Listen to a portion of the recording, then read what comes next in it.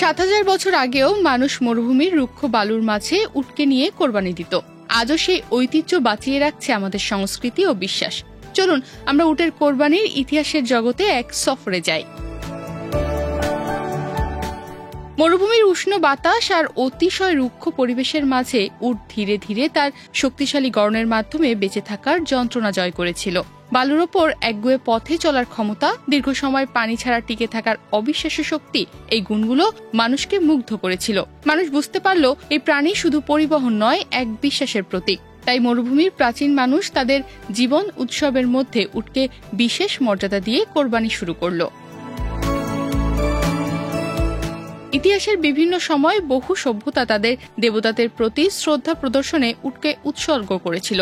প্রাচীন আরবের বালুময় এলাকা থেকে শুরু করে মুসলিম উম্মার কোরবানির রীতি পর্যন্ত উট কোরবানির সঙ্গে গভীর সম্পর্ক গড়ে ওঠে। ইসলামের আগমনের পর হযরত মুহাম্মদ সাল্লাল্লাহু আলাইহি ওয়াসাল্লাম নিজে কোরবানির পশু হিসেবে উটকে বেছে নেন। এই ঐতিহ্য আজও কোটি কোটি মানুষের হৃদয়ে বেঁচে আছে। উটের শরীর যেমন মরুভূমির কঠিন পরিবেশে অভিযোজিত, তেমন তার কাঁটাগুলো, পা এবং দীর্ঘ ঘাস চাষের গলা মরুভূমির শাসক হিসেবে তার মর্যাদা বহুগুণ বাড়িয়ে দিয়েছে। এদের অসাধারণ ক্ষমতা যেমন দিনে দিনে দীর্ঘ পথ হাঁটা, বেদনা ও তাপ সহ্য করা কোরবানির পশু হিসেবে উটকে বিশেষ করে তোলে। বিজ্ঞানীদের মতে উটের মাংস খুবই কম চর্বিযুক্ত, যা হৃদরোগের ঝুঁকি কমাতে সাহায্য করে। একই সঙ্গে এতে প্রোটিনের পরিমাণ অনেক বেশি, যা শরীরের পেশি গঠনে ও সার্বিক স্বাস্থ্য বজায় রাখতে উপকারী। অন্যান্য গরুর বা মহিষের মাংসের তুলনায় উটের মাংসে কোলেস্টেরল কম থাকে, তাই এটি হার্ট ফ্রেন্ডলি একটি মাংস। উটের মাংসে ভিটামিন বি কমপ্লেক্স যেমন B12, B6 থাকে, যা মস্তিষ্ক ও নার্ভ সিস্টেমের সুস্থতায়ও সহায়তা করে।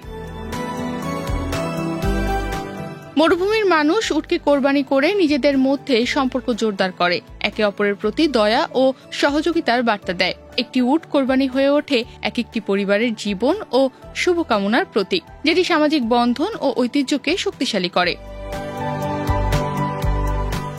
আজকের দিনে হাজার বছরের এই ঐতিহ্যকে ধরে রাখতে বিশ্বের বিভিন্ন অঞ্চলে উট কোরবানি পালন করা হয়। বাংলাদেশেও ধীরে ধীরে এই সংস্কৃতি ছড়াচ্ছে, যেখানে মরুভূমির এই শক্তিশালী প্রাণী কোরবানির উৎসবের এক নতুন দিগন্ত খুলে দিচ্ছে।